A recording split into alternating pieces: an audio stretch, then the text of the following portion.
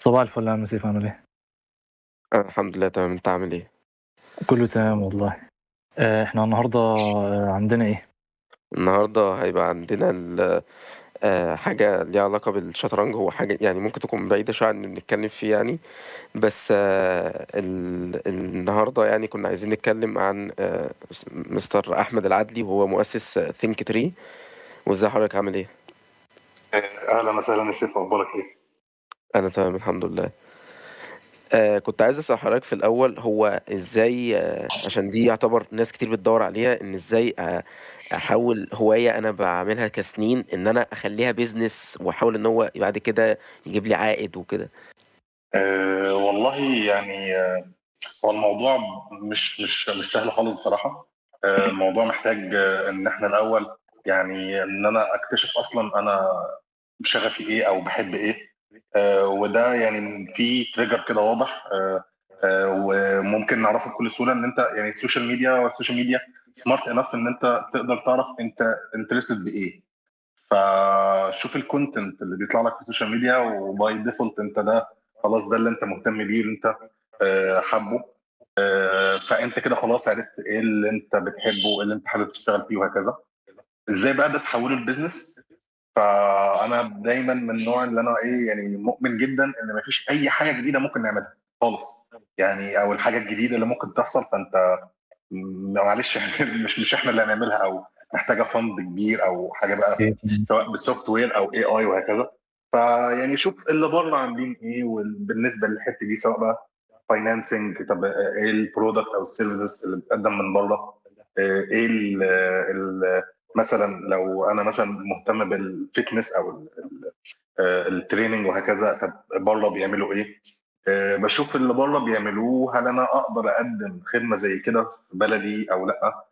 ودايما انا برضه بؤمن جدا ان انت لازم اي بزنس لازم تكون انت اول حد يعمل كل حاجه فيه. ايه يعني تمام. لو نفترض انت حد مثلا هتدي او حد مثلا ميديا باير، او هتشتغل ادز وهكذا، برفورمانس ماركتنج وكذا، لازم تكون اول حد اللي يعمل الشغل ده، لازم تكون اول حد يتعامل مع العملاء وهكذا يعني. بس نرجع للنقطه الاساسيه، هو دايما بنشوف بره بيعمل ايه، وهل انا اقدر اعمل نفس الخدمه عندي هنا ولا لا. وبجيب كل الريسورسز وببدا يعني ابدا مينيمم جدا، يعني كل حاجه بسيطه. يعني ما نخشش نعمل ويب سايت كبير قوي، لا خالص. انت ابتدي بالمعارف، ابتدي بالاقارب، ابتدي بحاجه بسيطه، فيسبوك بيج وسبونسر اد وهكذا. حاجه كده بسيطه، بحيث اف ان الفكره بتاعتك نفسها جابت بيع، واهم حاجه البيع يعني. حد اشتراها، دفع فيها فلوس، معنى كده ان في نيد. وانا اتذكر ان احنا يمكن 3 والله احنا لما بدأناها، انا فاكر كويس قوي، قعدنا اسبوعين، مش اسبوعين، ممكن نقول اسبوع، بصرف فلوس بس مفيش اي عائد خالص. والناس ايه بتشوف تمام. الاد وبتخش تسأل وبتاع، ده غالي مش عارف ايه. لقيت لا، في ريزيستنس كبيره قوي، ولقيت ان انا في حاجات كتير عملها غلط. ابتديت اصلح لحد لما في يوم، والله اتذكر اللحظه دي جدا، ان حد حول اول اشتراك. يا نهار ابيض يعني! عايز اقول لكم دي كانت يمكن فرحه اكبر بكتير قوي من فرحه وقت تانك. ايه تمام. انا كنت عايز اسال حضرتك على حاجه دلوقتي بالنسبه للموديل بتاع ثينك تري. كنت شفت حاجه زي كده بره وعملتها هنا بالطبع بتاعنا، ولا دي حاجه جديده خالص؟ هو في حاجات بره وفي حاجات هنا كذلك يعني. التشيس هو للاسف الكوميونتي التشيس مش كبير في مصر، او مش كبير في مصر، فعلا. يعني ممكن نقول الكوميونتي، ممكن نقول بالكتير قوي احنا في مصر 120 او 110 مليون. هم كلهم كده حوالي 20,000. كل الناس اللي انترستد بالشطرنج والناس اللي بتحب الشطرنج. فاحنا الكوميونتي بتاعت التشيس صغيره. وحتى الشركات القائمه او الاكاديميات القائمه على التشيس برضو هم ناس بيحبوا جدا جدا التشيس. لكن كذلك احنا كلنا مش ظاهرين ليه، لان الماركت كبير قوي. وكذلك الناس برضو عندها شويه ريزيستنت بالتشيس. تشوف اي دايما اي حد بيلعب تشيس، ده الراجل ده لازم نشغل مخنا وبتاع، بلا بلا بلا اه. بلا، فايه يعني، لا ناخد جنب احسن. الناس دول اه، هي عامه بس زي يا ما بتقول عليها عم اللعبه بتاعت العواجيز دي. مثلا فهو اه. الموضوع لا ابدا يعني. فهو في فعلا اكاديميات هنا في مصر، وفي برضه اكاديميات بره في الامارات، في امريكا، في الهند، يعني ناس بتأدي الخدمه دي كويس بره وتعملها بشكل محترم جدا يعني. حلو. فانا نفس الكلام كده، انا راجل بحب الشرح جدا جدا جدا، احب. انا اصلا يعني لولاش هندسه انا كنت عايز اخش تربيه واشرح وهكذا. بحب بعرف اقعد كده واقول لك والله الامر واحد اتنين تلاته اربعه، ونقعد نغني كده مع بعض. ف حلو. ده اللي حصل يعني. انا قلت خلاص، انا بحب التشيس جدا، وكذلك انا اول حد علمته هو عمر اخويا. فابتديت بقى ان انا قلت خلاص طالما الحته دي غيرت جدا في عمر، وابتدى عمر يقدر ياخد قرارات على اساس كده. ابتدى عمر يبقى عنده ثقه بنفسه عاليه جدا جدا جدا، وكل ما عمر ياخد قرار دي حاجه ما كانتش سهله يعني. فقلت خلاص بقى احنا نعمل جروبس، وفعلا دخلت معاهم. حتى ده كان سايد بيزنس بالنسبه لي غير شغل الفول تايم. بقيت اروح اقعد، حتى كان ما كانش عندي ترابيزه، ما كانش عندي مكتب يعني في البيت. كان عندي ترابيزه المكوى، كنت بجيبها واحط عليها اللابتوب حلو حلو و... والله. انا بجد انا بحب الحاجات دي كويس جدا. جدا. والله انا اه. بجد انا بحب الحاجات اللي في الاول دي جدا بجد. كان حاجه عظيمه جدا. وكنت دايما يعني مرات كاتب لكم بيت النسكافيه جنبيه كده، كنا دايما ترابيزه المكوى يعني ايه، مش الحاجه اللي يتقعد عليها يعني. ده ايوه بتبقى اي حاجه. هزه كده تلاقيها كلها طارت. ترابيزه المكوى فيها بقع كتير موت بقى من النسكافيه اللي بيتكب، ومش عارف الموسات اللي بتطير وبتاع. فبدانا ساعتها بحوالي 8 جروبات. كان توتالي ممكن نقول حوالي 30 طفل، وكنت انا بديهم كلهم. فحسيت نفسي انا الموضوع مبسوط جدا، بس لقيت ان هو مرهق بطريقه بشعه يعني. فقلت لا يعني. بعد كده دخلنا بقى المرحله اللي بعد كده. جبت جماعه اصحابي برضو بيحبوا تشيس وهكذا، وجماعه طب احنا دلوقتي عندنا كذا جروب. احنا كان معانا 8 دول هيكملوا، بس احنا عايزين تاني. فانا هطلع سبونسر تاني، وهجيب ناس تاني وهكذا. فيبقى عندنا عدد معين من المجموعات. فلو كده، وبعديها بقى بدأ اول موديل بقى للكوتش، يعني كوتش وهاخد كام وهيتحاسب ازاي وهقدر اكنترول ازاي وهيشرح منين. بدات بقى يعني ستيب باي ستيب كده، ابتدت الموضوع يكبر وهكذا. لحد لما جينا في وقت من الاوقات بقى خلاص. انا يعني الموضوع هو حرفيا كان الحمد لله طبعا فيه هي كان اللي مخلياني اعيش برفاهيه يعني. حرفيا كنت بصرف فلوس عبيطه ومعايا فلوس ما كنتش احلم ان انا تبقى معايا، وخد يا باشا هنا واعمل هنا ومش عارف ايه والناحيه الثانيه انا يعني عايز اقول لكم، انا كنت فاكر ان ثينك تري هي حاجه هتخليني اعيش يعني زائد المرتب، هتخليني اعيش كويس. لا، ده طلع المرتب هو اللي ساند المرتب هو اللي الفول تصرف تانك عليه. دي. ايوه. ايوه. بالظبط اه. فقلت لا خلاص يعني، سبت الشغل خالص وقلت لا ثينك تري بقى اللي انا هكمل فيه. وكان يعني بقى اللي حواليا بقى انت عبيط، انت مجنون يا عم انت. اه يعني دي برضو نقطة مهمة. يعني انك سبت الشغل واتفضيت يعني فضيت لحاجة اصلا انت عمال بتصرف عليها، دي كان قرار اكيد مش سهل، صح؟ يعني جه ازاي خالص اصلا وليه؟ خالص. ليه خدت القرار ده؟ يعني هو خليني اقول لك بصراحه بصراحه بصراحه، هو الموضوع مش سهل اطلاقا لاي حد وكده. دايما انت تعدي تاخد راي ده وراي ده وراي ده. بس الفكره ان انا حسيت ان انت وانت بتاخد راي الناس بقى كانك مش قادر تاخد القرار انت. فلو فشلت فالناس هي اللي قالت لي كده، او بترمي الاعذار على حد قال لك ان انت اعمل ده. فانت لو فشلت فانت اللي نصحتني بده. وقلت لا، انت لو مش مؤمن بده محدش هيؤمن بده خالص. وحتى كذلك يعني والدي ووالدتي قالوا لي انت ماشي الشركه تعمل ايه؟ تعلم الاطفال شطرنج تمام، بس طب مش هتدخل معاها طبعا مثلا. برمجه؟ مش دخل معاها اي حاجه كودينج، اي حاجه. فبقول لهم بس ان انا عايز اركز في حاجه واحده، اعملها كويس قوي قوي قوي قوي واسكيل بيها. لكن ادخل اي حاجه تاني الموضوع ممكن يبوظ. صح. وكانت مشكله كبيره قوي بقى ان انت يعني مثلا افتكر كويس قوي ان انا اول مقر اجرته كان يعني زي دلوقتي بالظبط اخدته كان يوم 7 12 2024. الراجل قاعد مع صاحب الايجار، فبقول له والله احنا هنفتح شركه وبتاع. قال لي يا باشا بتعمل ايه؟ بقول له بدي يعني بدرب الاطفال. ايوه بتديهم تدريبات ايه؟ قلت له تدريبات يعني اونلاين. قال لي تدريبات ايه يعني؟ قلت له تمام. شطرنج. الناس بقى يا نهار ابيض يا عم انت اللي طبعا بتعمله ده. طبعا افتكروها نكته بقى يعني. والله يعني ايه ده، إيه اللي انت بتعمله ده يا عم؟ بجد يعني لو في حد بيبيع وبتبيعه على كده قول طب اه بنبيع. بتكسب يعني الموضوع بيكسب. طب هنعمل ايه؟ طب الحمد لله هنعمل ايه؟ فبس هو ليه الايجار وبتاع، فقال خلاص ماشي يعني.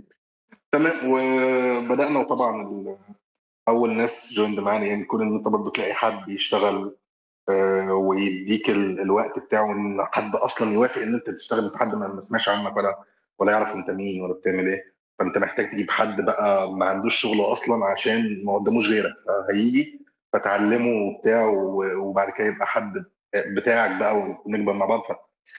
يعني كان دي حاجه الموضوع تشالنج فظيع فظيع فظيع يعني. بس اه طبعا يعني لولاش توفيق ربنا وكرمه يعني، ما كناش عملنا ده كله يعني، أكيد. الحمد لله. اول بقى شويه جبتهم، اول كام كلاينت دول طبعا اصعب ناس بتيجي، فجم ازاي اصلا؟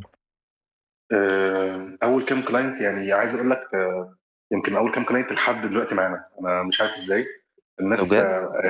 يعني احلى كلاينت هم اول كلاينتس جم.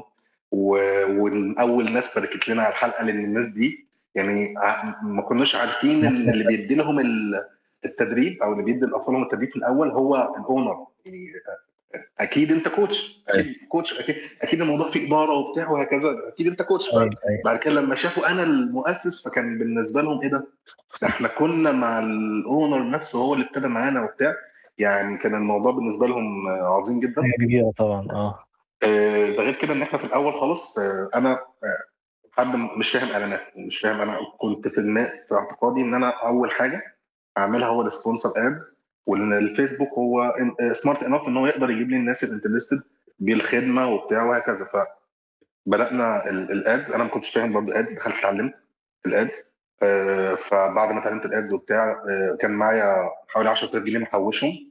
قلت يا باشا خدهم وحطهم في الادز، وطير ان شاء الله يرجع منهم باذن الله. اتصرف كلهم بدون اي ريفينيو دخل، مفيش اي ريفينيو، ايه تمام. ومعيش فلوس. اه والدنيا طب ايه؟ طب نقفل طيب ولا نعمل ايه؟ فقعدت اه بقى نخش على ال- المنافسين، انتوا بتكلموا العملاء ازاي، واشوف الناس من بره مصر، البوست اللي بتنزل بيخاطبوا انهي فيلينج بالنسبه للعميل. فاخدت بقى الكلام ده، وقعدت بقى ايه مع نفسي، اعيد كتابه البوست تاني، وعيد كتابه الكوبي تاني. وكلمت حد صديقي يعمل ديزاين تاني ويحط فيه شويه معلومات، بحيث الناس تبقى عارفه انا بعمل ايه، او سواء السعر، سواء ان هو اونلاين، لان الناس كتير قوي كانت بتخش لنا ان هي عايزه اوفلاين. فرجعت بقى تاني افتح الادز، بس ما كانش معايا فلوس. فاستلفت من واحد صاحبي 5000 جنيه، وقلت ال 5000 جنيه دي اخر 5000 جنيه. ظبطت كان بيها، ما ظبطتش خلاص يعني، ربنا كده مش شايف. وصرفت الفلوس. عايز اقول لك 5000 جنيه دي رجعت 33000. ما شاء ما شاء الله، الله. ده كويس قوي. آه، يعني كويس كويس بطريقه مش ممكن يعني. انا اه اه ما كنتش يعني بجد ما شاء الله بجد. اتخيل ان الموضوع كله في الكوبي وان انت تكتب حاجه بجد تلمس الناس، وان هي تبقى بجد عندها النيد بتاع انا الحته بتاعت ايه هم كان بالنسبه لهم الموبايل ان انت الاطفال كلهم دلوقتي كلهم بلا استثناء ماسكين الموبايل او التابلت كتير قوي قوي قوي. سواء بقى فورتنايت، كان في شويه العاب كده يعني مش متذكرها، ايوه بس الالعاب دي مشهوره جدا بالنسبه لهم، روبلوكس الاطفال بيلعبوا حاجات عليها. كده. فالهدف الاساسي بتاعنا بنقول لهم خلاص، هو لو الموبايل كده كده ماسكينه، فعلى الاقل يعمل اكتيفيتي تطور من مخه، بدل ما يروح يلعب الالعاب دي. وفعلا الناس اول ما شافت ده قالت انا داخله عشان كذا كذا كذا كذا، وداخلين علشان كذا كذا. الولد على طول ماسك الموبايل وبتاع، فانا عايزه بدل ما يلعب على اللابتوب كذا، لا يخش يلعب كذا. الحمد لله طبعا ده يعني برضه تاني بعد توفيق ربنا يعني. كل الكلام ده الواحد بس بيسعى ويجتهد وصدق يعني. السعي ده هو اللي ربنا طبعا كرمه، وهو اللي بيخليك تروح لده. وده الصح، وده كذا وده كذا، ويعني لولاش رزق ربنا والله كل الكلام ده ما كانش هيحصل. وكنا خيشنا من اول يوم، وزي ما حاجات كتير خيشت يعني. في تجربه مهمه قوي عدت، قلتها، بتاعت انه الادز، انا كان معايا 10000 جنيه يعني خلاص اخش اتعلم واحطهم كلهم في الادز، بدل ما ايه اقطع جزء منهم واديهم لحد يعمل لي الاد او كده. يعني دلوقتي دي كانت، انت شايف انه مش صح اني اتعلم الحاجه وبعد كده اخش فيها؟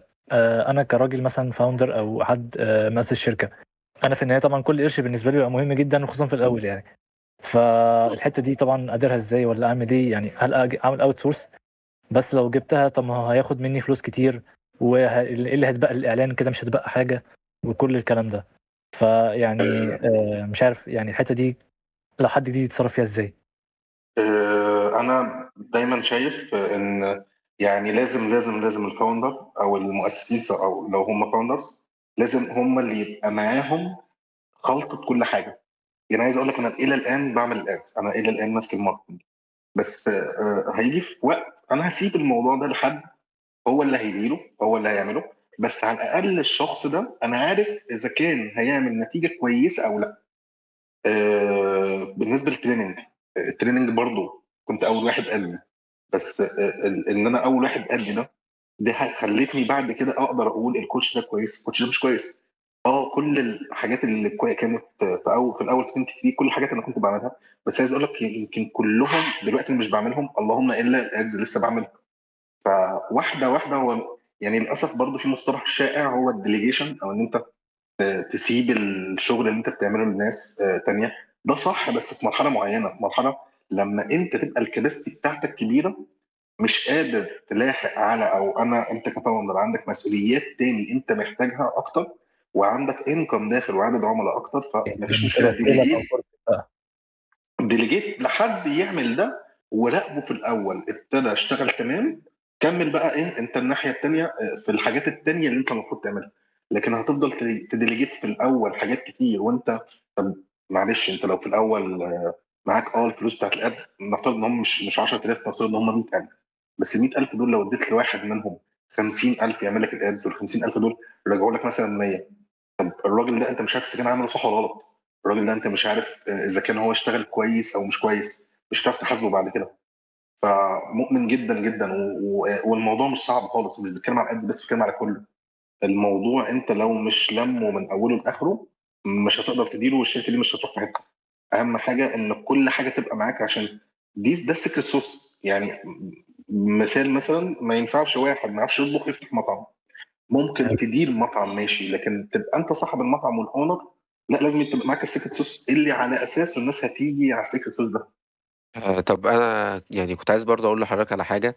هو حضرتك خلاص بقى عندك كوتشز وكده، فايه مثلا المعايير اللي بتنقي على اساسها ان ده ممكن يكون كويس؟ عشان زي ما حضرتك بتقول هو مش هيعلم ناس عليه، هو هيعلم اطفال، فهيبقوا برضه عندهم نفس فكره اللي هو لازم يكون بيعرف يدرس، يعرف يتكلم بطريقه معينه او كده. أيوة. فبتنقيهم ازاي مثلا؟ الموضوع مش تكنيكال بس يعني، فلازم اه، يكون عنده جوانب تانية مش ان هو لازم يقدر هو مش لعيب شطرنج بس، هي اكيد في ايوه. حاجات تانية. هو انا بالنسبه لي، وده برضو تاني من اول يوم سنين كتير، انا في سيستم، لازم كل حاجه يبقى ليها سيستم حتى لو احنا قليلين. بس السيستم لو اتعمل واحنا قليلين هنقدر نكبر بيه، لكن لو انت كبرت ومش معاك سيستم الموضوع هيبوظ، وهيبقى في حاجات كتير، وهتجيب سيستم يتحط للناس، الناس هتبقى في ريزيستنس كبير قوي للسيستم ده، مش هتبقى عايزاه اصلا، هتقول لك لا السيستم ده بايظ. فمن دي 1، اول لما جبت اصحابي عشان يدوا التدريب قلت لهم لا، واحده واحده. احنا عشان تدوا التدريب محتاجين الراجل اللي يخلص ليفل 1، كلنا نبقى عارفين الراجل اللي خلص ليفل 1 ما يعرف 1 2 3 4. فاول حاجه عملتها رحت وعملت السيستم وقلت ليفل 1 سيشن رقم واحد هتدي فيها كذا كذا كذا كذا كذا، وهتشرح فيها البوزيشنز دي، وهتدي فيها كذا، والهوم ورك بتاع الاطفال ده، وده للكل. فبحيث ان الشخص داخل عارف هو هيشرح ايه، مش محتاج غير بالظبط يحضر ربع ساعه قبل السيشن يخش هيشرح دول.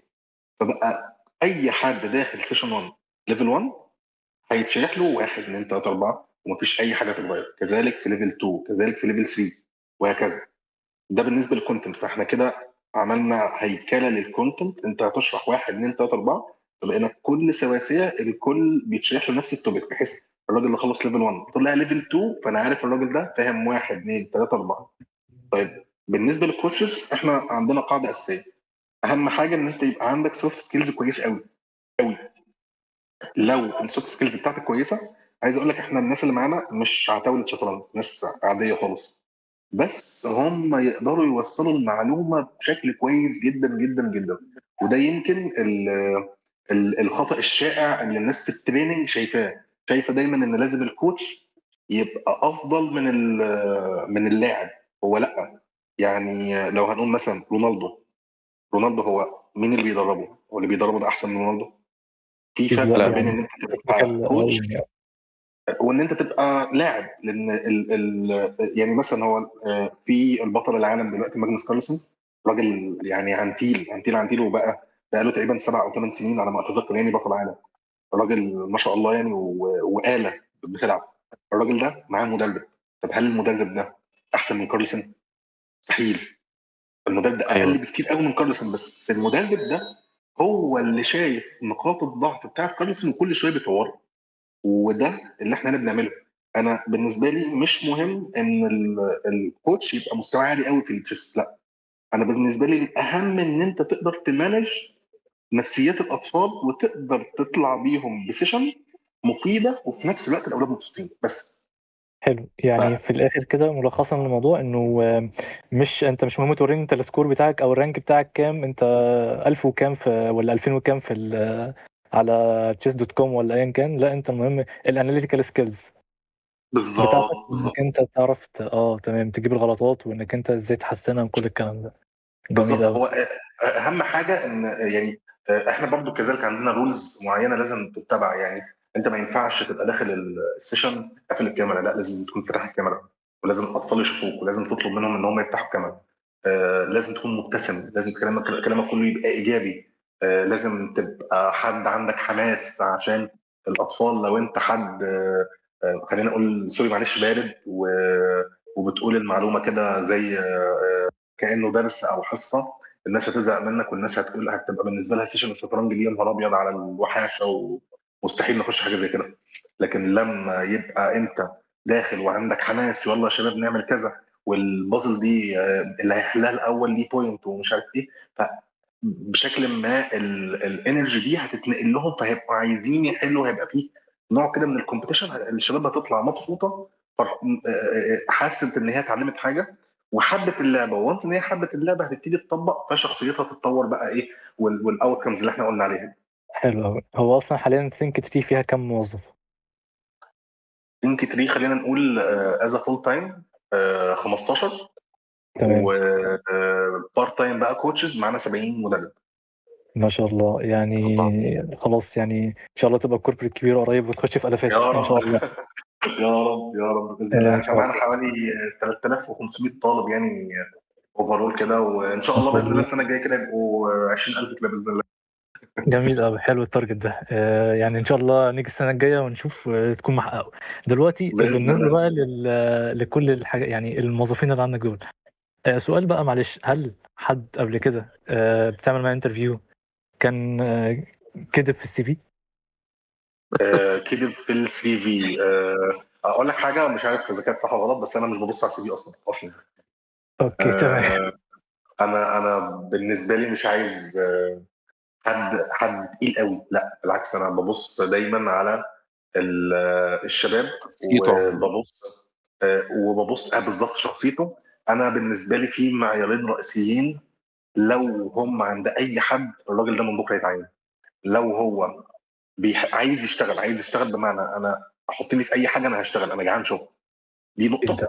نقطه. النقطه الثانيه تبقى حد قلبه صافي مش خبيث. الاثنين ايوه. دول لو عند اي حد، انا الشخص ده انا متاكد ان انا هطلع منه وحش والكوربريت تتخانق عليه. انا دي متاكد منه 100%. والحمد لله ده احنا في ناس عملنا معاها ده هنا عندنا انا في بحب السين الكالتشر كتير دي عامه.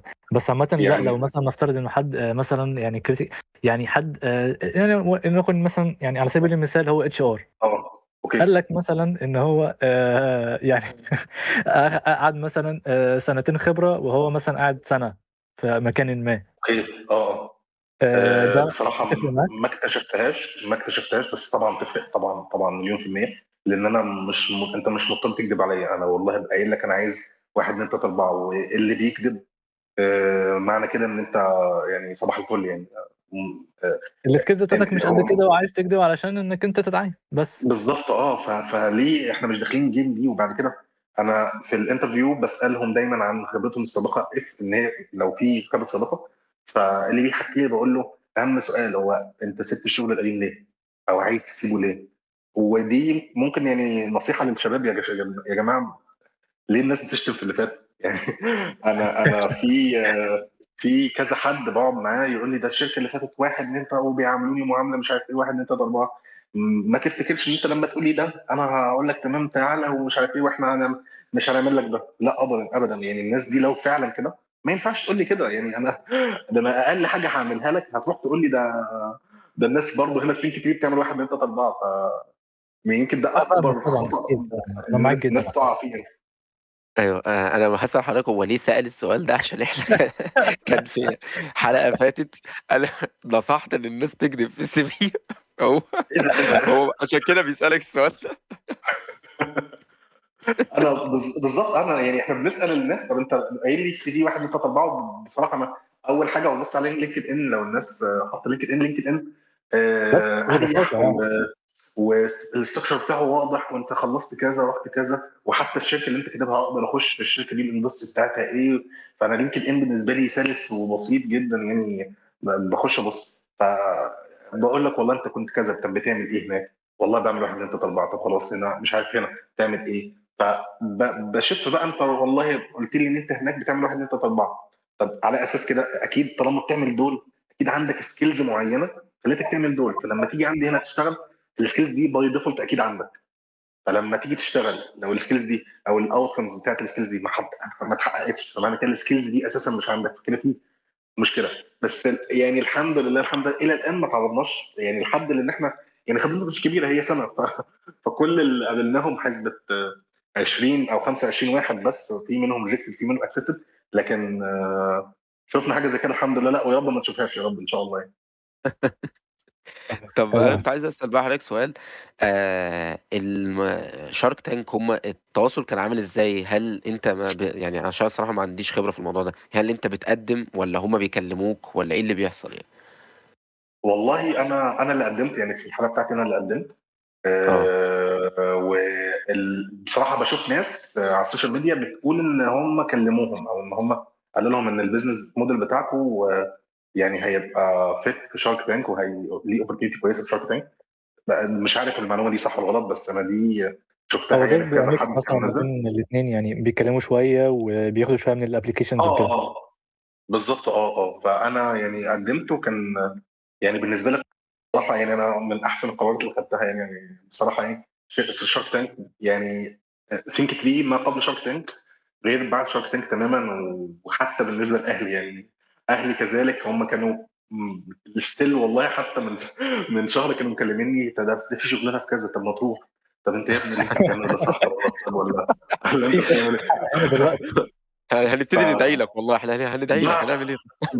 بعد شارك تانك لا الموضوع اختلف تماما تماما تماما. وبقى طب ما في كذا ممكن يشتغل معاك، طب في مش عارف ايه، طب انتوا مش عارف كذا. ف يعني الحمد لله من يعني طبعا هو الفكره ان انت بتشوف حد فاهم او الناس شايفه ان في حد فاهم قال عنك ان انت كويس. دي لوحدها ادت كريدت كبير قوي، وبقت بالنسبه لنا اسهل بكتير قوي في التعيين. يعني انا كنت عايز اعين بالمثال اللي انت قلتوه اتش ار فعلا. والاتش ار في ناس جوين بعد يعني لقينا بقى ناس كتير قوي بتقدم اضعاف بعد بقى. الحلقه. في ناس كتير قوي مدربين بقى، مدربين قوي كتير قوي قوي قوي مقدمين عايزين طب نكون ناس معاك. فكان لا كان موضوع كبير. بس نرجع للسؤال الاساسي، هو لا انا اللي قدمت. وبعديها في فتره يعني اعتقد مش عارف اسبوع او اسبوعين حاجه كده لقيتهم بيكلموني وبتاع، ودخلنا في البروسس بتاعتهم عادي وكل حاجه. ولحد ما تحدد يوم التصوير ورحت. بس يعني الوضع كان صعب حبتين ثلاثه، بس الحمد لله ربنا كرم يعني. وخدنا اوفر يعني الحمد لله. اكيد انا شفت الحلقه بصراحه، البيتش كانت هايله جدا وحقيقي حاجه. انا انبهرت بصراحه. وعندي لا يعني كمان، وانبهرت اكتر ان الشاركس انبهروا من غير حتى يعني العادي ان هم بيحاولوا ان هم يسالوا اسئله علشان يعرفوا اكتر. ان هم قبل ما يبداوا ان هم يبقوا انترستد بيسالوا كتير وكده يعني. فده ما حصلش، او يعني حصل بشكل قليل. لا هم انبهروا من الاول خالص، من اول ما يعني ما انت بدات تحكي اكتر عن الموضوع. فدي حاجة عجبتني جدا جدا، وخصوصا الشارك أحمد طارق. وفي حاجة أنا كنت عايز أسألها دلوقتي، كان في كذا حد طبعا كان انترستنج وكده، ليه في النهاية الأوفر اللي اخترته كان الشارك أحمد محمد فاروق؟ محمد فاروق يعني بص، هو طبعا انا الشاركس كلهم بحبهم جدا يعني. ايمن عباس، دينا غبور، وكذلك عبد الله سلام، يعني كلهم بحبهم جدا جدا. بس يعني اكتر حد بحبه قوي قوي قوي قوي احمد طارق. يعني بص، انا عايز اقول لك انا يمكن من سنه قبل سينك فري كنت بعت له ايميل. يعني قعدت حنكش كده فجبت الايميل بتاعه، فبعت له ايميل: يا باشا انا مستعد اجي لك واسيب الشغل واجي لك اشتغل معاك سنه سنتين ببلاش، بس ابقى معاك. بس يعني انت ايوه راجل ايوه، ما شاء الله دماغه علامه بجد. اه ودماغه ذريه يعني. آه، لكن اكتر حد كنت عايزه معايا كاز انفستور بقى، انت بتشوف بقى مصلحتك وتشوف اللي يفيد البيزنس، يعني المشاعر دي اكيد، على جنب، بس انت تشوف اللي يفيد البيزنس. دي حاجة مهمة محمد والله فعلا. فاروق يعني بيرفكت قوي في التعليم، وهو راجل بيحب التعليم، وهو انفستد في كذا ستارت اب كذلك تعليم، بالذات في التك، ابرزهم اي سكول وايوس نكست ايرا. فالناس يعني الشركات دي دلوقتي يعني ما شاء الله عاملين ارقام ومبيعات عمالقة خرافيه فعلا، كلهم ما شاء الله معروفين اكيد يعني. بالظبط. فيعني انت بتشوف البورتفوليو بتاع الانفستور، هو راجل بيحب ايه. هو محمد فاروق معروف تصنيع وتعليم، وتعليم. كنت اكتر حد مركز معاه يعني. وليه واحد؟ ليه ما كانوش اثنين؟ يعني كنت ممكن مثلا كذلك احمد طارق برضه مهتم بالتعليم، لكن حسيت ان لو واحد اقدر ابقى مركز معاه، هقدر اتكلم معاه على طول. يعني برضه مش عارف، كذلك انا ما عنديش خبره لسه برضه طبعا في لسه بعد الحلقه بقى لسه بنتكلم معاهم، وخلاص ان شاء الله الديل هيخلص. بس بإذن- لسه مش عارف بقى، ما عنديش خبره بقى في الكلام الجاي بقى ايه اللي هيحصل. بس ده اكيد توقعاتي. وطبعا انت بالنسبه لك انت بتشوف اللي قدام او بتتوقع اللي قدام، لكن انت مش مطالب منك ان الحاجه لازم تحصل بيرفكت. كلها طبعا في ايدين ربنا قادر يتم الديل، قادر ما يتموش، قادر يخلي فيه ديل احسن.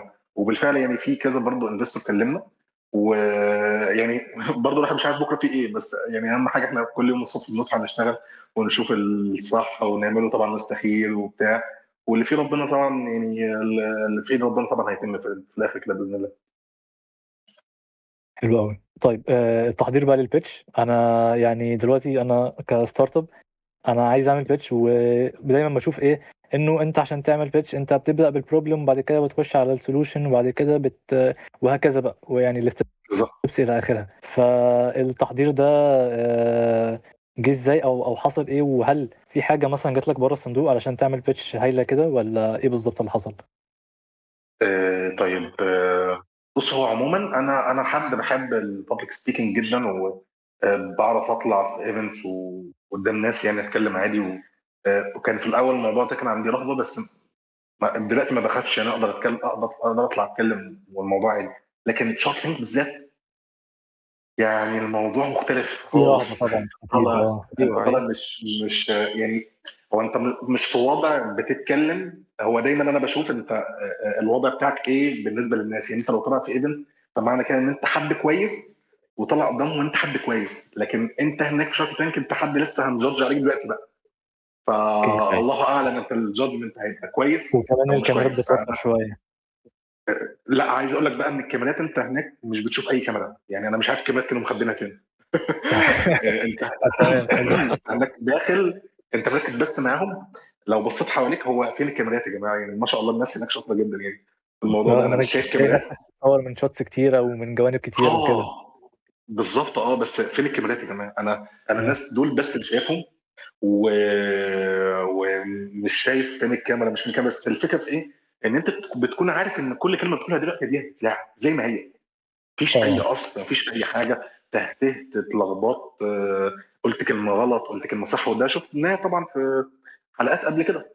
ايوه تمام. فخلاص انت اي كلمه هتقولها هتظبط. بس الفكره بقى في التحضير، ان يعني هم قالوا لي ان او بلغوني يوم التصوير. عايز اقول لكم يعني احنا صورنا يوم الاحد، بلغوني قبليها بلغوني الجمعه الساعه 10 بالليل. اه ف يعني احنا معانا يوم السبت. وبرضه عايز اقول لكم، انا مش عارف تعرفوا ولا لا، انا اصلا من اسيوط مش من القاهره. ايوه ايوه عارف. ف سفر وتحضير، وانا مش يعني ما كنتش محضر بيتش، ولسه محتاجين نطبع بقى الورقس، محتاجين نجيب بقى، لو شفت التشيس بقى اللي كانت موجوده محتاجين ايوه ده نأجرها دي كانت ونجيبها. حلوه جدا الصراحه. فاحنا والكبيرة هنجيب كمان كل اللي كانت الكلام طالعة ده. كبيرة. كنا نجيب كل الكلام ده ازاي؟ ف يعني انا دايما في بعض الاحيان بحس كده ايه، احساس داخلي ده كويس، روح سيب على الله. انت هتفضل تحضر، وانا من النوع اللي هو ايه، بقول لك ايه، انت لازم تغلط، او لو فضلت تحضر كتير انت مش تعمل حاجه. فروح وسيب على الله، وايا كان التحضير اللي انت محتاج تعمله في شهور او في اسبوع مثلا، تقدر تعمله في يوم عادي. دي وبالفعل نقطة. قلت لها خلاص تمام ومش عارف ايه، احنا باذن الله نكون موجودين. وقعدت بقى يوم السبت كله، طبعا كتبت البيتش از سكريبت، وقعدت بقى احفظ فيه. انا حد فاشل جدا جدا جدا جدا في الحفظ، جدا ما بعرفش احفظ خالص خالص. وعمال، يمكن كانت اصعب حاجه بالنسبه لي ان انا احفظ سكريبت لازم اقوله زي ما هو. لا، انت دي فكره وانا هغني لك يا باشا ونبدا ونعمل وبتاع وكل حاجه. لكن ان انا احفظ حاجه زي ما هي، موضوع صعب جدا جدا جدا. ف حاولت على قد ما اقدر، وقعدت بقى يمكن البيتش دي قعدت اسمعها اكتر من 200 مره، من يوم السبت ليوم الاحد.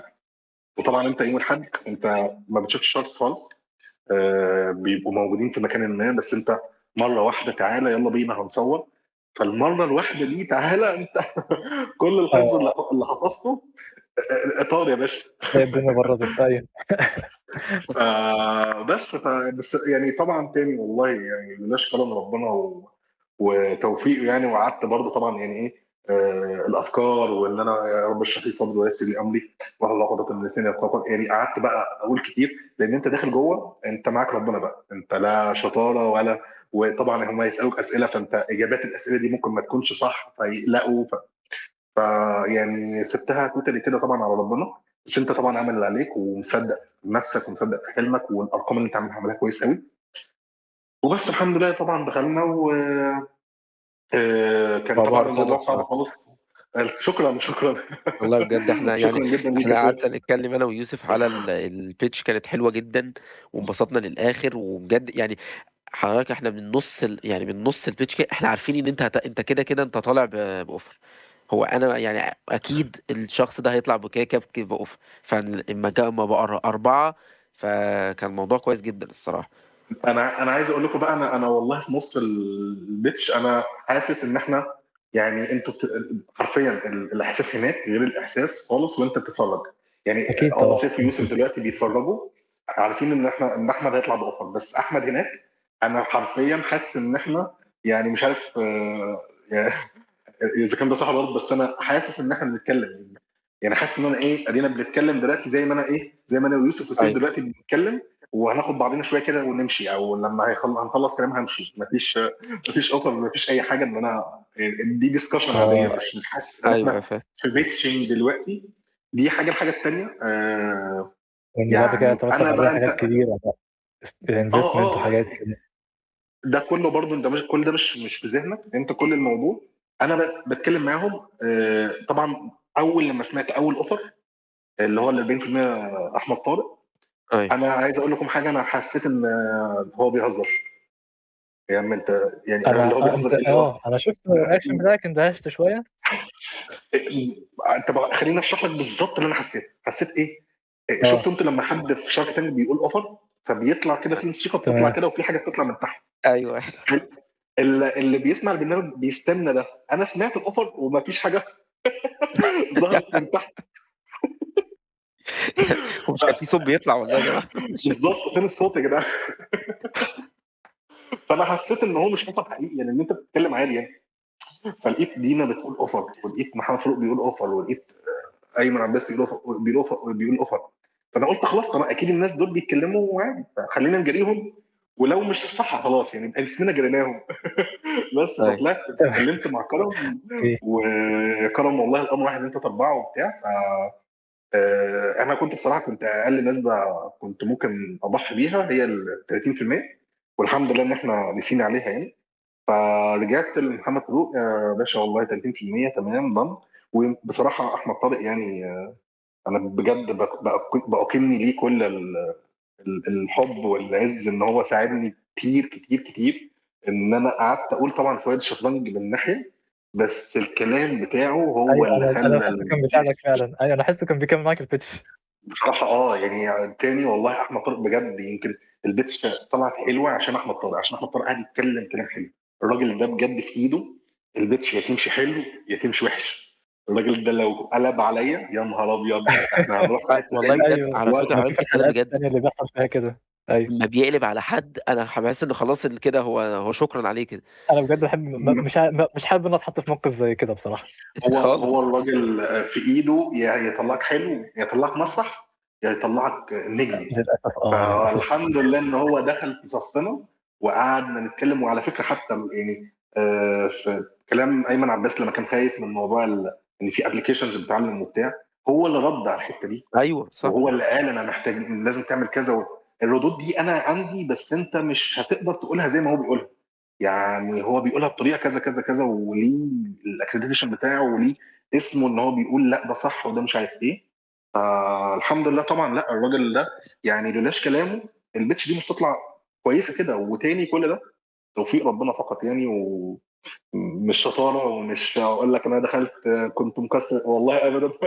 الموضوع انا داخل كنت عاملها اروح حرفيا بس تمام، خلاص الشده كويس أوي. والبتاع طبعا الحمد لله الحمد لله اتسترت. وبعد الحلقه بقى يعني عايز اقول لكم احنا في سينك 3 يعني ما كناش ملاحقين على العملاء الحمد لله طبعا تاني بفضل الله.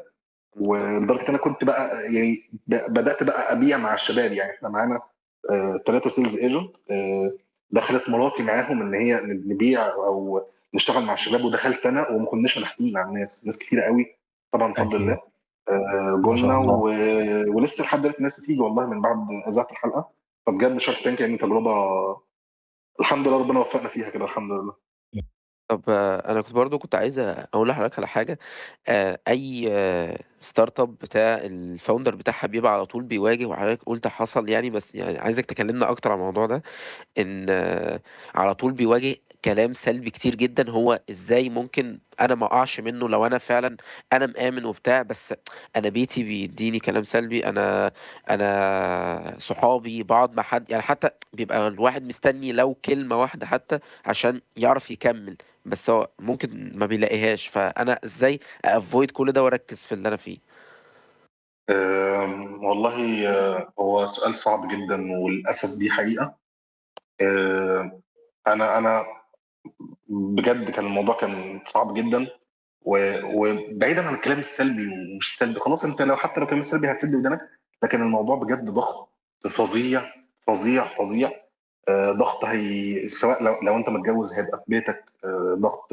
لو انت مش متجوز هتبقى انت لوحدك، انت مش قادر تنام مش عارف بكره. انت كلنا خايفين لما الواحد يجي يتجوز وارتباطات وبتاع وازاي هتصرف على بيتك وازاي تكفيهم. لا انت مش مسؤول بس عن بيت واحد، انت مسؤول عن كذا شخص تاني.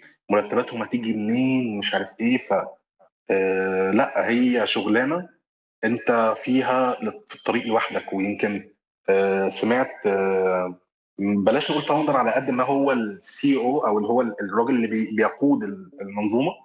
قائد المركب، ايوه. كان في كان في سيف مش فاكر مش متذكر اسمه سيف ايه، اللي هو سي او جهينه. سيف ثابت. سيف ثابت كان طلع في بودكاست كده وقال جمله كده يعني بجد ترو جدا. ان وظيفه السي او وظيفه سخيفه قوي قوي قوي.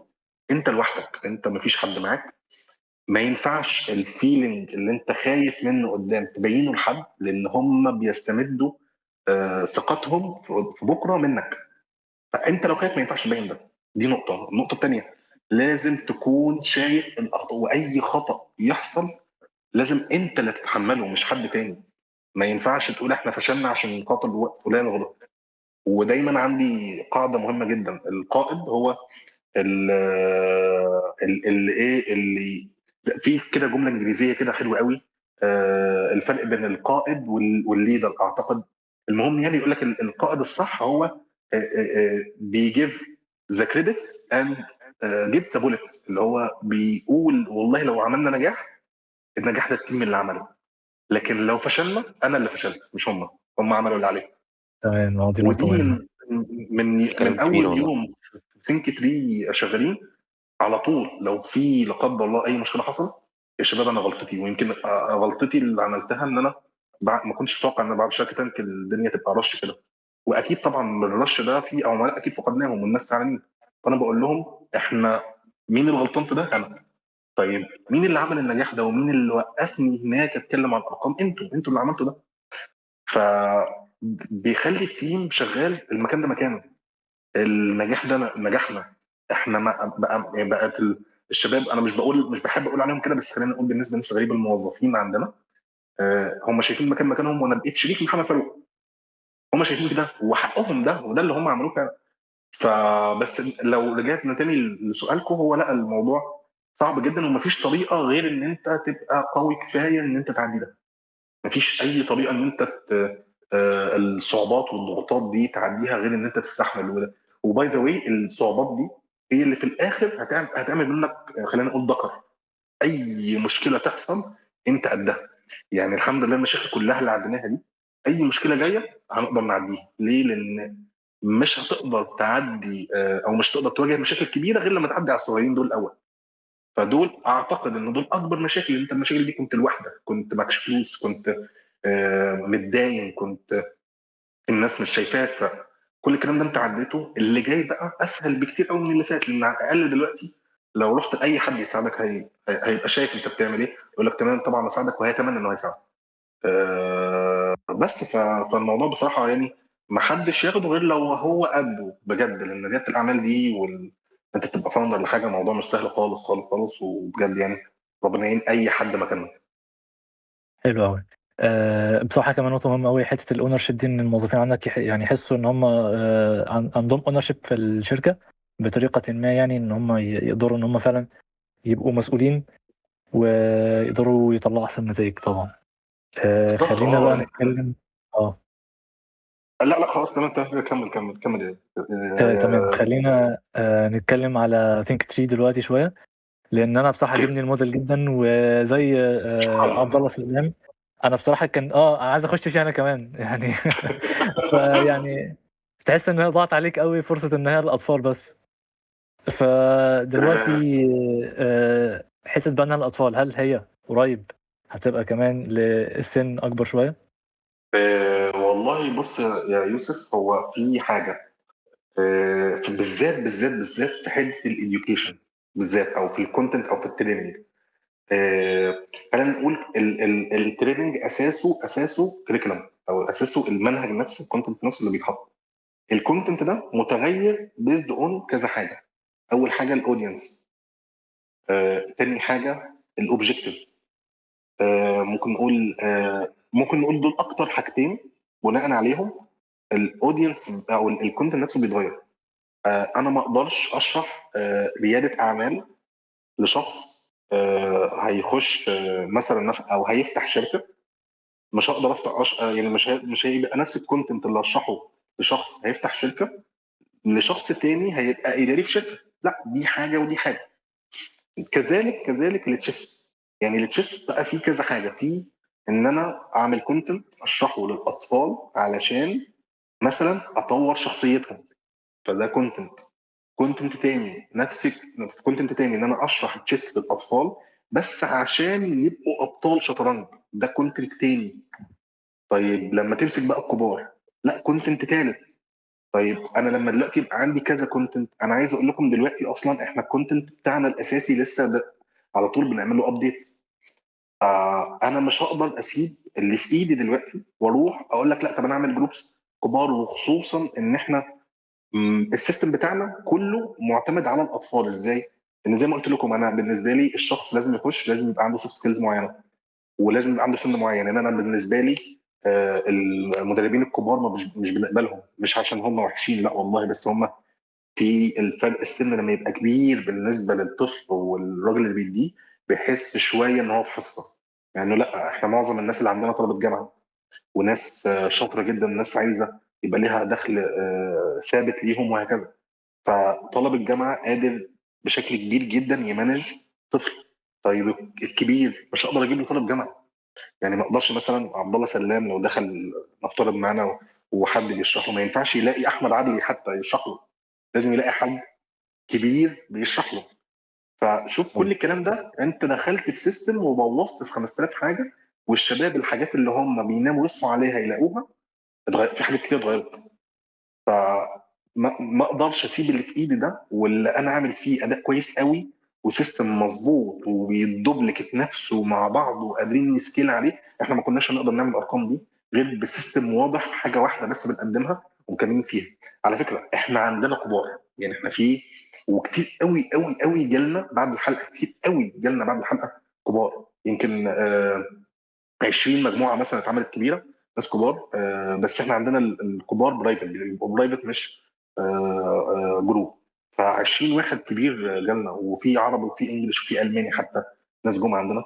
بس كويس والله. ده حاجات ممكن نقول حاجات صغيره كده على جنب، لكن انا ما اقدرش اطلع سينك تري بالايدنتي بتاعتها شفت الحصان اللي بيضحك. وعلى فكره احنا دلوقتي بنعمل ريبراندنج بقى عشان نقدر نواكب التغيرات، وعشان نقدر نسكيل اكبر ويبقى البراند مور بريميوم بالنسبه لنا. فاحنا البراند الجديد بقى هيبقى عسكري، والعسكري ده بيضحك. لو شفته تحس ان انت عايزه يبقى صاحبك، او حد صاحبك وحد واثق في نفسه وبتاع. ما ينفعش العسكري اللي بيضحك ده اروح اقول ليوسف او سيف تعالوا خدوا الشطرنج عندنا. انت تحس بالعكس، تحس انك دخلت مكان صغير، انت مش مكانك ده. ايوه فاهم عكس قصدك. اكاديميات تانية الايدنتي نفسها باين ان احنا كبار يعني. وفي اكاديميات في مصر بالفعل عندهم ناس كبيره وبيدوهم وبتاع، لكن مش دي النقطه بتاعتنا احنا بالنسبه لنا. وبرضه تاني اعتقادي ان مفيش حد، او مش عارف برضه، ممكن انا اللي مش شايف، بس مش كتير سنه كبير يدفع فلوس عشان يتعلم شطرنج. طب ما تخش انت تقدر تتعلم لوحدك. لو دخلت على اي موقع وقعدت تلعب وتغلط، الاي اي يقدر يقول لك انت غلطت في ايه عشان ما تعملوش المره الجايه. لكن احنا بالنسبه لنا الطفل مش هيروح يعمل ده، ان هو مش عايز اللعبه اصلا. دورنا ان احنا نخليه يحب اللعبه. واف ان الشخص الكبير حابب اللعبه، هو هيخش لوحده وهيتعلم. يعني انا ما حدش علمني. انا دخلت يعني كانت برضو ازاي اتعلمت ان انا جيت في الاول خالص. انا حد بحب البروبلم سولفنج جدا، وبحب البازلز، وبحب اقعد كده ايه اشوف الالغاز واحلها وبتاع. ففي يوم كرم اللي كان معايا في الحلقه هو بيعرف يلعب شطرنج وهكذا، فجه قال لي بقول لك ايه، ما تيجي نلعب شطرنج؟ بقول له ماشي. بيقول لي اقول لك حاجه، انت لو كملت 5 نقلات من غير ما تفوزك ابقى كنا بنتراهن على حاجه كده مش فاكر ايه كده، بس المهم كان في رهان ان انا هعدي 5 نقلات وهفوزك. انا حسيت كده انت يا عم انت عبيط ليه يا عم، انا مستحيل الكلام ده. فابتدينا بتاع ما فيش 3 نقلات لقيته كسبني. ايه ده؟ يا نهار ابيض، ما شاء الله عليه. انا اتضايقت يعني. وقلت ايه، بص حطيت بقى بيني وبين نفسي انا كرم ههزمه لازم اهزمه. ما انا يعني مش هلعب خالص، خمنت او انا مش هنام النهارده اه خلاص. مش هعمل اي حاجه غير ان انا مركز ان انا اطور نفسي ان انا اهزم كرم.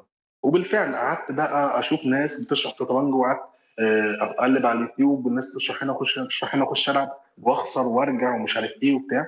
الكلام ده من ثالثه كليه، ممكن نقول عندنا 8 سنين مثلا. كل ده بتعلم. دلوقتي طبعا كرم ما بياخدش في ايدي غلوه. بس غير كده لا، الواحد بقى مستواه اتطور خالص. كل الكلام ده الواحد اكيد ما حدش علمني، ما حدش قال لي اعمل كذا وما تعملش كذا. فالكبير يقدر، الطفل لا. الطفل لا خالص، الطفل ما يقدرش يلتزم بحاجه. فده دورنا ان احنا نخليه يلتزم بحاجته بس بدماغه مش بدماغه. اكيد. وانا اللي عاجبني اكتر كمان انها يعني انا مش بتعلم شطرنج علشان اكون جامد في الشطرنج. انا بتعلم شطرنج عشان دي وسيله لايه، وسيله انها تخليني تعلي عندي حاجات تانية كتير. وكمان هي بجد هتفيد ايا كان انا بشتغل في ايه، هي هتفيدني في شغلي حقيقي. بالظبط. هو يعني عايز اقول لك الشطرنج، يعني سمعت مقالات وابحاث كتير قوي، لدرجه ان الاتحاد الاوروبي نزل فيديو كده وثائقي عن قد ايه ان الاطفال يتعلموا الشطرنج. ده ريكومندد جدا جدا جدا. يعني سواء بقى الميموري ده، انا كذلك برضه قريت ارتكل ان في 2 ما يجيلهمش، مستحيل يجيلهم زهايمر، حافظ القرآن ولعب الشطرنج. عن كم الفاريشنز اللي حافظها وكم الافتتاحات اللي حافظها. غير كده معظم الاطفال دلوقتي عندهم قله تركيز بشكل كبير، لان حتى يمكن الاعداد الاساسي على تيك توك، منصه زي تيك توك، جين زي او الاطفال، ان هم ناس بتزهق بسرعه وبتمل وبتحب تقلب كتير. لا، التشيس هيعودك ان انت تقعد على حاجه نص ساعه مركز فيها، مالكش دعوه باي حاجه تاني. فلقينا الشباب بعد فتره قادرين يمشوا ويتطوروا ويقعدوا بعد فتره. خلاص انا مركز في حاجه، مركز في حاجه ومكمل فيها، ومش عايز مثلا اروح للموبايل او في حد انا عايز مثلا اقلب هنا ومش عارف ايه. لا، انا مركز في الماتش. كذلك الكالكوليشنز، انا والله لو النقله دي دلوقتي تاني، انا لو لعبت النقله دي هيحصل كذا، ولو لعبت النقله دي هيحصل كذا. طب لو لعبت النقله دي هيحصل كذا، فممكن هو يرد بكذا، فانا ممكن اعمل كذا. فقدامه كذا حاجه، وفي الاخر بياخد قرار النقله دي اللي هعملها، فبناء عليها يا اما هخسر يا اما هكسب. طب لو خسرت، ارجع اشوف انا ايه اللي عملته غلط، ف مش هعملها تاني. طب لو كسبت، هاخد في نفسي ثقه كبيره قوي ان انا عملت قرار لنقله، والنقله دي طلعت كده صح، وكسبت الشخص اللي قدامي. كل ده على رقعه، ما حدش لا ضر التاني ولا حد زعل التاني ولا حد. يعني حرب، بس حرب بقطعه، حرب باشكال، ايوه ايوه. مش حاجات كبيره وبتاع. فلا، الموضوع بيفرق جدا. ويمكن انا شفت الكلام ده في عمر اخويا. عمر كان يمكن حد حتى بنقعد في قعده، حتى بنقول لي عمر قول رايك، هو مش عارف. طب ماشي، يعني مش عارف ايه الصح. دلوقتي عمر لا عنده قرار مسبق، انا شايف ده بسبب كذا، ممكن يكون صح ممكن يكون غلط، مش مشكلته دلوقتي. بس كفايه ان هو كون قرار وبقى عنده حاجه مستقله بذاته، ومش معتمد علينا احنا. دلوقتي لما نقول لعمر اعمل كذا، يقول لك لا انا شايف ده مثلا مش كويس. ف بس يعني. حلو قوي. طيب انا بس يعني كمان عايز اقول انه الشطرنج كمان انا سمعت او مش سمعت، انا يعني هي معروف انه انت دايما هي اللعبه الوحيده تقريبا اللي اي غلط فيها انت السبب. يعني ملهاش، يعني انت يعني ممكن بالظبط. مثلا ايه في مثلا لو كوره تبقى تقول الجو او انا بره ارضي او مش عارف ايه كده. بالظبط. ان الشطرنج ما فيهاش، انت الجيم خسرته 100% غلطك. بالظبط. ويمكن ده اللي احنا بس بنقوله للشباب. حتى احنا في الابلكيشن بتاعنا ان شاء الله، احنا حاليا دلوقتي شغالين على الديفلوبمنت على الابلكيشن بتاعنا. في حاجات كتير هتتغير في الابلكيشن، او في حاجات في التشيس، قواعد احنا هنغيرها وعارفين ان ده غلط بس هنعمله. زي ايه مثلا؟ زي مثلا انا دلوقتي انا ويوسف لعبنا ماتش، لو يوسف فاز فيوسف بياخد بوينت وانا زيرو. اوكي. لكن احنا في الابلكيشن بتاعنا هنعمل ايه؟ لو يوسف كسب، يوسف هياخد نقطتين وانا نقطه. ليه؟ لان احنا عايزين نقول للطفل انت مش مهم تكسب، بس اهم حاجه تلعب. حلو قوي مش دي مبسوط دي قوي من مهم الإرجال ده، تجيب مبسوط قوي من اه الإرجال يعني ده سكور، بجد. سكور عالي. لا، اهم حاجه تخش وتجرب وتغلط. كل البازل وكل البراكتسنج اللي انت هتعمله، انا بس انا وده اللي هنعمله. انت اف ان انت حليت هتاخد بوينتس، لو حليت صح هتاخد بوينتس اكتر، بس انت حل بس. كفايه ان الطفل ساب اللي في ايده ودخل يلعب، دي حاجه لازم لوحدها نديله عليها كريدتس. وعشان كده احنا في كل شهر بنعمل بطولات. البطولات اللي بنعملها، الشباب اللي بيفوزوا مركز اول مركز ثاني مركز ثالث بنبعت لهم دروع، الباقيين شهادات تكريم ان انتوا دخلتوا بس البطوله. عشان الشباب احنا بالنسبه لهم مش عايزين يا شباب ما تخشوش تفوزوا، احنا مش عايزينكم تفوزوا، عايزينكم تخشوا تخسروا، بس تخش تلعب وتخسر. وحتى يمكن في من ضمن التمارين اللي احنا بنديها لهم، عايزين انك تخش تخسر 5 ماتشات، مش اوكي تفوز او تمام. تلعب تخسر 5 ماتشات. بس اهم حاجه ال5 ماتشات الخساره بتاعتهم تكون مختلفه. يعني مره تاخد كش مال، مره الوقت يخلص منك، مره مش عارف ايه، مره تكون ضيعت مش عارف ايه كده.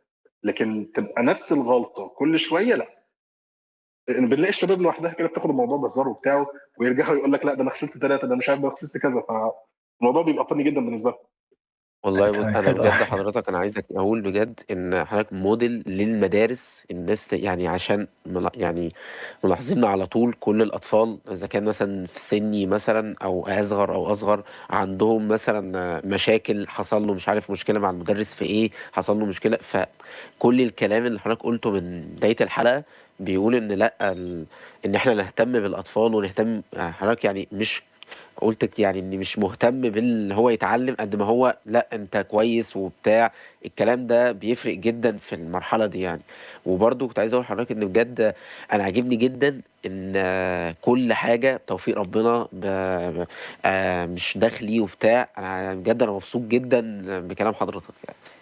لا ازاي يا سيف؟ يعني ده بص يعني احنا مش يعني دايما دي اعتقاد لو مش في ذهن حد فكده عنده مشكله. انت كل اللي بتعمله والله ده توفيق ربنا، ده انت ربنا اللي هداك لده. وعلى فكره مش هاجي حقيقة. اقول لك ان انا الجامد اللي شايف ثينك فري هتبقى يونيكورن بعد كده، لا. انا كنت في الاول قبل ما ثينك فري خلاص اتفرغ لها كنت بدور على شغل تاني، وكنت عايز اطلع بالكارير بتاعي وهكذا. بس لما قدمت كتير وكنت بطلب كتير ده اللي خلاني اشوف هو في حاجه هنا، طب ما اشتغل فيها واديها فرصه.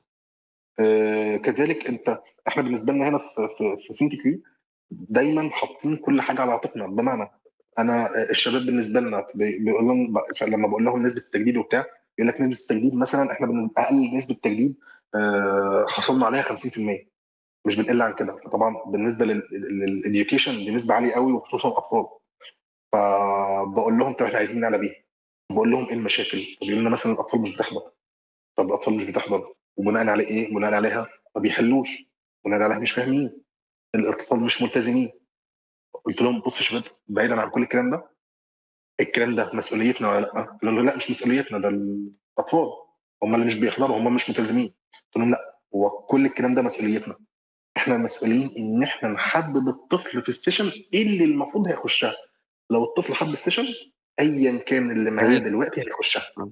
هيجي ايوه. لو معاه سفريه هيخش في العربيه. وفعلا ده موجود. احنا داخلين على امتحانات، وطبعا خلال السنه دي عندنا الامتحانات وهكذا. في الامتحانات الناس بتخش. فدي ملهاش اي حجه تقولوا لي لا ده دراسه ده امتحانات. احنا الحمد لله اكبر رقم حققناه مبيعات من اول ما بدانا شهر 10 اللي فات، اللي هو اول شهر دراسه. فاحنا ما عندناش اي اعذار، بس عندنا شويه حاجات لازم كل شويه نطورها. هتقول لي نسبه غياب كبيره، نسبه غياب مثلا 40%، دورنا الشهر الجاي نخليها 30، الشهر اللي بعده نخليها 20، الشهر اللي بعده نخليها 10، الشهر اللي بعده نخليها 5. ده دورنا دايما تحسين. لكن مستحيل تعمل كل حاجه بيرفكت، مستحيل كل حاجه تبقى 100%. بس ده شغلنا ان انت نازل كل يوم تطور.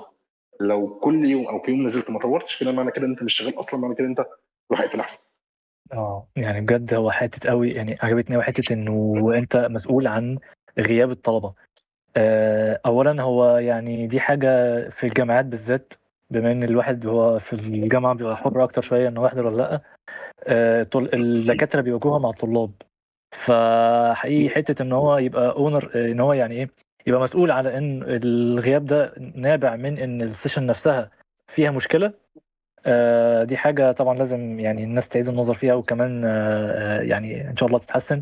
لأن كمان يعني هو في الغالب الطلبة أصلا بتبقى موجودة في الجامعة، وحس يعني مثلا ممكن يكون في اتنين ليكتشر ورا بعض، ليكتشر لدكتور كويس وليكتشر لدكتور مش كويس. طبعا لا يعني تلاقي هنا العدد مليان وهنا العدد ما فيش خالص. فحقيقي لا يعني بتبقى الموضوع بس مش اتندنس وخلاص يعني. بالظبط يا بالظبط. يوسف. هو الموضوع احنا عايز اقول لك يمكن من ضمن الكي بي ايز المهمه جدا بالنسبه للمدرب نسبه الغياب عند المدرب ده قد ايه. نسبه الغياب لو عنده 90% او سوري نسبه الحضور عنده 90% فما فوق، الراجل ده بيتصرف مكافاه. لو نسبه الغياب عنده من 70 ل 80، الراجل ده تمام وزي الفل، بنتكلم عن النسبه بتاعته تعلى. اقل من كده الراجل ده خلاص وورنينج، وحبه شويه كده لو كملت على ده هتمشي. لان ده معناه حتى لو انت حد تنين في الشرح هكذا، انت معنى كده انت في السيشن في حاجه غلط بتحصل. فانت لازم السيشن دي تمانج الموضوع بحيث الناس تحضر وتحب السيشن. فبتلاقي الكوتش لوحده بيبتكر افكار يخلي الناس تحضر. ويا شباب طب خلاص المره الجايه في اخر السيشن ممكن نلعب ماتش مع بعض، فيخش يلعبوا ماتش ومش عارف ايه وبتاع. لو خلاص كده لو كان السيشن الجاي ممكن نعمل بطوله، فتلاقي الناس بتخش وتلعب تلاقيهم بيطمن عليهم على مدى الاسبوع، فتلاقيه هو على طول بيبايس او شغال على ان هو يحبب الاطفال فيه، فالاطفال تخش وهكذا. وده يعني بيسبب لنا مشكله ثانيه، ان لما الطفل يخلص الليفل ويطلع ليفل تاني، لو دخل معاه كابتن تاني يقول لك لا لا انا انا ما مش عايز اعرفوش الكابتن ايوه ده، هي فعلا انا عايز التاني. ايوه فبرضه لسه بندور اكتر على حل للموضوع ده. بالتويتر. ايوه تمام. انا بصراحه اتبسطت قوي يعني. احنا قعدنا اكتر من ساعه وبجد الموضوع ما حسيتش بيه نهائي يعني. والله مبسوط جدا، وبرضه انا حاسس بالوقت يعني ما شاء الله ساعه. حتى انا شفت الحلقات بتاعتكم بتبقى يعني ساعه الا ربع، نص ساعه وكده. ونفسي العب ماج شطرنج بصراحه. يلا بينا يلا بينا. لا بس بالراحه يعني، فاهم اللي هو عادي كانك يعني بتعلم واحده حرف. واحده لان انا بجد مش جامد يعني، بس يعني على قد. يلا بس بينا يا باشا، يلا بينا. فمبسوط جدا يا استاذ احمد، وان شاء الله نشوفكم في حلقه جديده وصفحه جديده.